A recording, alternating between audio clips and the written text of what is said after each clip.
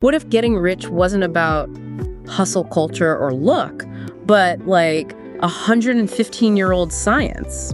Interesting. Meet the book that kind of inspired The Secret and like Silicon Valley's obsession with manifestation. This is the Inspired Podcast. And I'm excited to, explore with you The Science of Getting Rich by Wallace D. Wattles. Published in 1910. Yeah.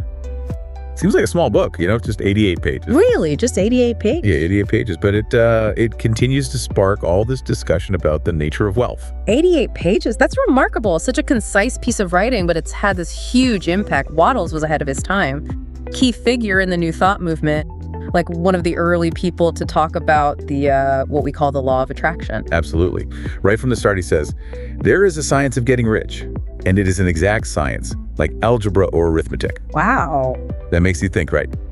So let's dive into this science. The first concept he introduces is this idea of the certain way. Okay, so the certain way, it suggests that wealth, it isn't achieved by battling over limited resources. Okay. It's not about competing for what's already there. Right. It's more about aligning your thinking with this abundance that's in the universe. Wattles believes that the feeling of scarcity, that there isn't enough to go around, it's actually a false perception. Interesting. So many of us have this scarcity mindset. Right. We operate from this feeling of limitation. Yeah. But Wattles is saying there's an infinite source of resources available. Mm-hmm. How do we wrap our minds around that, especially if we've experienced lack? Right. That's the first step, actually, the shift in perspective. We need to move away from that fear, the fear of not having enough. Seeing the world as this zero-sum game, where someone else's game means your loss. Right. He says we need to embrace a mindset of creativity and contribution. So instead of fighting for a bigger slice of an existing pie, we create a whole new pie. That makes sense. And this creative aspect seems very important. We saw Henry Ford's assembly line mentioned as an example.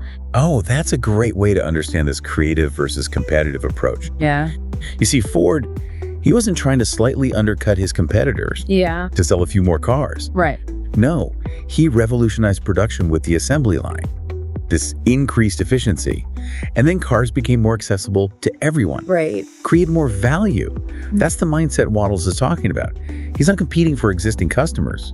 He's creating a new reality. Yeah, so move beyond that competitive instinct. Right. Really focus on how to create, how to innovate. Yeah. And Wattles has a direct instruction about this. He does. He says, you must get rid of the thought of competition. You are to create, not to compete. So, to our listeners, think about your endeavors. Instead of just trying to outperform others, how can you build something new? Right. Something that adds value? Something fresh. That's a challenge. Now, this idea of infinite resources, this leads to the thinking substance. Right. This can sound a bit abstract. So this is where he introduces this fundamental, almost like metaphysical element of his science. He proposes that there is this basic thinking stuff that underlies all of existence. It's the foundation from which everything is formed. Wow. He says it permeates, penetrates, and fills the inner spaces of the universe. So it's like this formless, universal energy or material. Yes, it's everywhere. And he says that a thought held within this substance, it has the power to bring that thing into being. Our thoughts aren't just fleeting events. They can actually create. Exactly. He says that we, as humans, we have this unique ability to form thoughts, intentional thoughts, and we impress these upon this formless substance. And by doing so, we initiate creation. Create what we think about. So it's more than just having a positive attitude. It is. It's about influencing reality through our thoughts. Exactly. But he also says that it's not enough to have a general wish. Right. So this brings us to clarity of thought. He says a vague desire or a hope isn't potent enough. It's not enough to set this process in motion. You need a clear and definite mental image of what you desire, what you want to have, what you want to do or become. He uses a great analogy to illustrate this. Yes. He talks about sending a wireless message. Yes. Think about 1910. Yeah. Wireless communication. Cutting edge back then. Groundbreaking.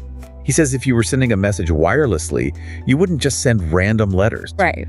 Jumbled words expecting someone to understand. Yeah. You'd formulate a clear message. Of course. In the same way, our thoughts need to be clear, Yeah. well-defined, when we impress them upon the thinking substance. So vague desires, it's like a garbled signal. Exactly. You can't expect a clear outcome. Get specific about what you want. Yeah, Don't just have these general aspirations. Right. Cultivate clear intentions. that's it. Now we have this clear, focused thought, and then the practice of visualization and this cultivation of gratitude. But Wattles also says it's not enough to sit around and think positive thoughts. He does. You have to take action. You do. He calls this purposeful action. He believes that the mindset is foundational, Right. but it needs to be coupled with action. You have to actively move towards your goals Yeah. with focus and persistence. Even if the progress is slow at first, take deliberate steps that are in alignment with your vision. So he specifically cautions against just being busy for the sake of it. He does. It's about focused effort. Exactly. He calls that busy work. Yeah. Actions that don't contribute to the outcome. Right. Every action should move you closer to the abundance you're looking for. So we have this interconnected framework, universal abundance, Yes. creative mindset, the power of thought, clear intentions, gratitude and visualization, and purposeful, aligned action, all laid out over a century ago. Over a century. How do these principles stay relevant in our digital world? That's a great question. It's actually remarkable how well they translate. Think about the rise of digital creation. Okay, Today, we have all these digital tools and platforms. right? We have so many opportunities to create and offer value globally, Yeah. whether it's creating content or developing software, offering online services or building digital products. Many options. This aligns perfectly with his idea of creation over competition. Right. The digital landscape has lowered the barriers to entry. It has.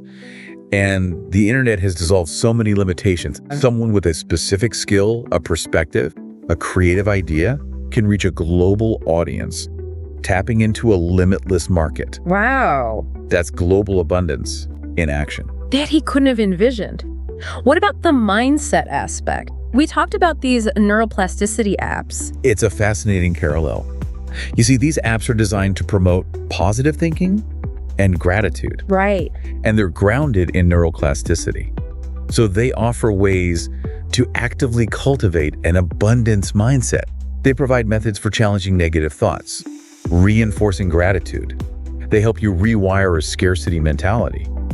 Wattles was advocating for these shifts long before we had the science or the technology to understand them, So interesting how his insights predicted so much of what we know now. isn't it? Now, this book has been around for over a century. It has. It's influenced so many.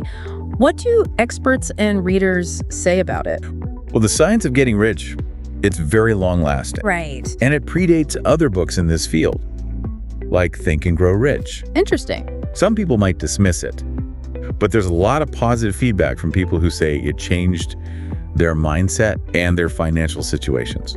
We saw a quote from a reader named John C. Yes, He said, "I never realized how much my mindset was impacting my financial success until I read The Science of Getting Rich." that's powerful. Right, that internal shift. And Rhonda Byrne, the author of The Secret, Yes. she credits Wattles' book as foundational to the law of attraction. Wow. Even financial professionals, they might focus on strategies, but they acknowledge the importance of attitude, Yeah. resilience, aligning your beliefs with your goals. Living from the inside out. Exactly. So for someone who has read the book or is considering it, what are some things they can do to apply these principles? Take some time each day to really imagine your goals as if they are already achieved. Feel the positive emotions that come with it. Right. Then set clear intentions. Be specific about what you want. And finally, cultivate gratitude. Spend a few moments each day reflecting on what you already have. Simple but powerful steps. They are. And as Wattles said, these internal shifts need to be paired with action. Okay. Well, this has been a really insightful deep dive It has. into a work that is still relevant today. It's inspiring. Wattles' message that wealth creation is a process and it's accessible through the right mindset and focused thought It resonates today. It does. And his focus on creation, on adding value, Yes. not just competing. That's so important now. It is. In this world of crypto chaos, side hustles. Right. Wealth isn't a lottery. It's not. It's a mindset. And science is on his side. Thank you for listening to this deep dive. Like, subscribe, and stay tuned for more insights to come.